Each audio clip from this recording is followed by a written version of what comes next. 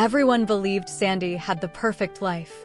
She lived in a glass-walled condo overlooking the city, posted photos of weekend brunches and sunset dinners, and stood beside a husband who looked proud, successful, and supportive. Her days were structured, her future planned, and her life admired from the outside. But perfection can be very quiet when it's falling apart. Sandy spent most of her time adjusting her life around others. She paused her dreams to support her husband's ambitions, delayed personal goals for the sake of stability, and convinced herself that love meant compromise, even when it cost her voice. She didn't complain. She believed loyalty would always be returned. One night, everything collapsed. Sandy came home early after a long workday that had been unexpectedly canceled.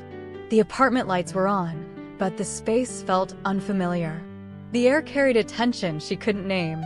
As she walked deeper inside, she noticed details she never paid attention to before: shoes that weren't hers, a scent that didn't belong.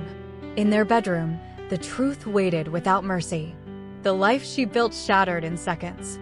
There was no dramatic confrontation, no screaming, just silence heavy enough to break her. Sandy didn't argue or beg.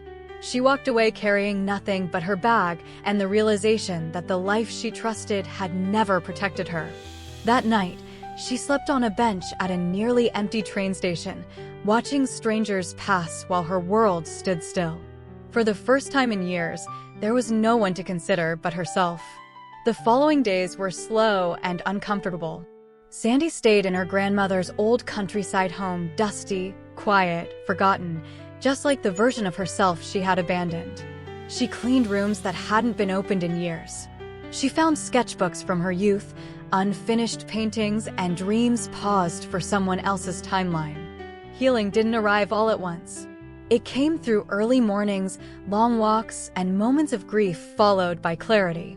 Sandy remembered what it felt like to exist without permission. She rebuilt her routines, found work she loved, and stopped shrinking herself to keep someone else comfortable. Months later, the city life she once glorified no longer tempted her. She had outgrown it. One evening, as the sun dipped behind the fields, Sandy stood alone on the porch, not lonely, not broken, but steady. She understood something she never had before. Losing everything didn't end her life. It returned it.